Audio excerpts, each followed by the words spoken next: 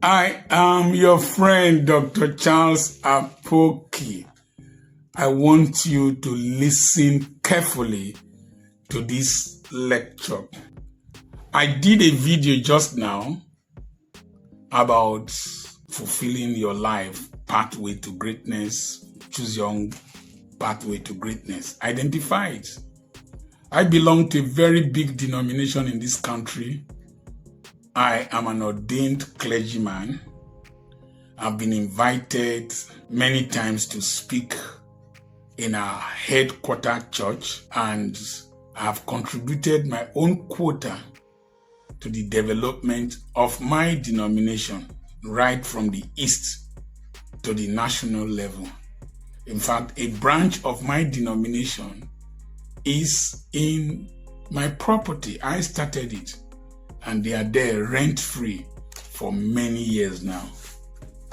Now, one of the things you must learn, don't become a landlord in another man's vision. Don't become a landlord in another man's vision. Somebody has a vision.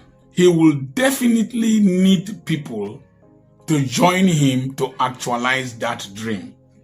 He will definitely need financial support, physical support, intellectual support. But you, as an individual, must learn to be like Jacob in Laban's home. Jacob contributed immensely to the wealth of Laban. And a time came, he said to Laban, I have helped you grow your few flock that you had to a mighty flock with wealth. Remember when Jacob met Rebekah at the well, she didn't come with a mighty flock, just a few. And he told him how he labored for 14 years for his two wives. And he said, is it not time for me to have my own? Remember, if you go back to my videos, I talked about Chris Argyris principle. Argyris was an American management consultant. He said, for every normal, psychologically mature adult, a time comes when his personal goals come in conflict with organizational goals. It's a natural tendency. Unless you are not psychologically mature, then you don't have personal goals.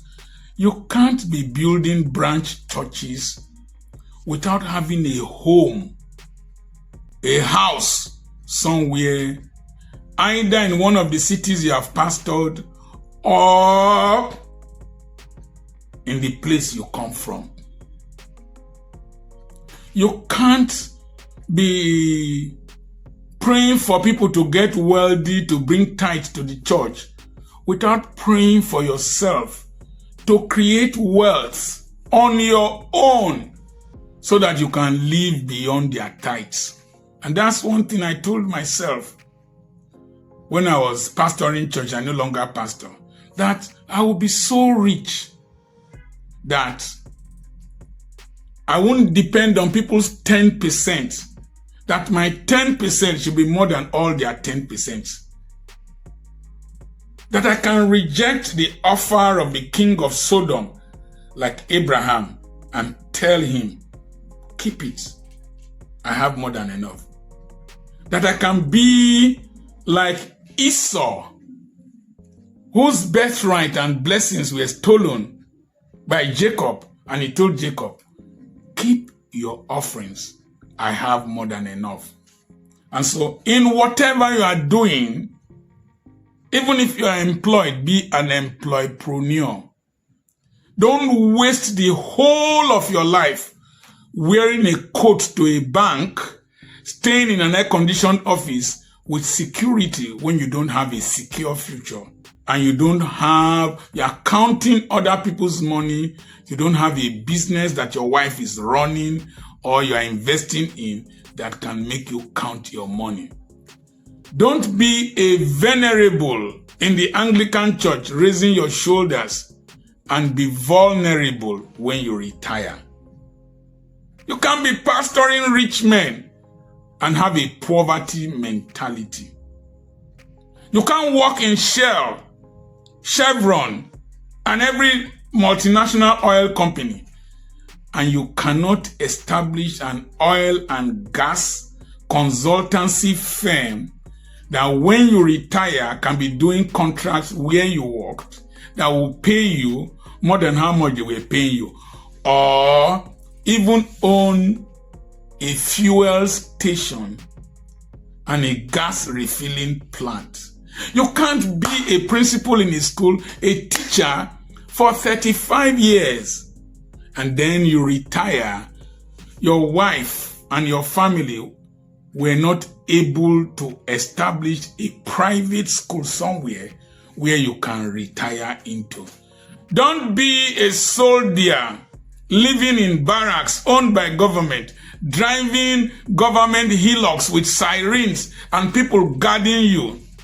And when you retire, you go back to the village to live in your father's house and be writing petitions and intimidating people. The police force is not your personal business.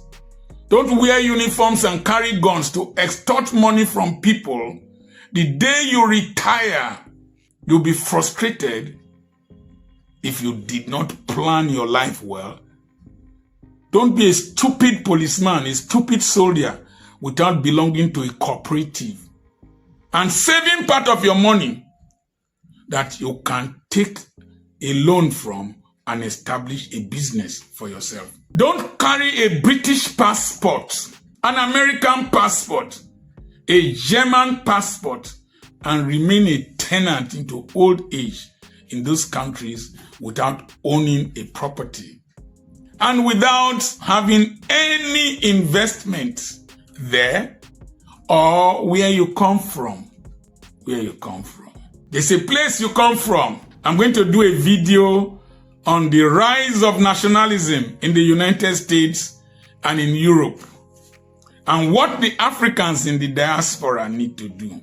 As I was preaching around the churches, I was planning my life because my wife told me we should plan our lives and invest in such a way that if they no longer need to invite us, we can stay, take care of ourselves, and be wealthy. Today, I go to churches to preach because I love God. And you can't mess me up, baby. I hold the aces. I come in my own terms, or on my own terms. When I want to do mission work, I pay for them.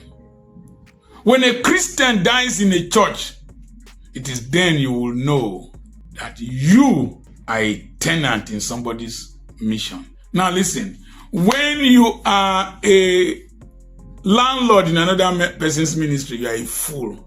Or another person's vision, you are a fool. The day they give you quick notice, you will know that there's a difference between June and July. I know this will annoy you, but I'm Dr. Charles Apoki. I don't care. And then remember, you have your life to live. You will give an account of your life.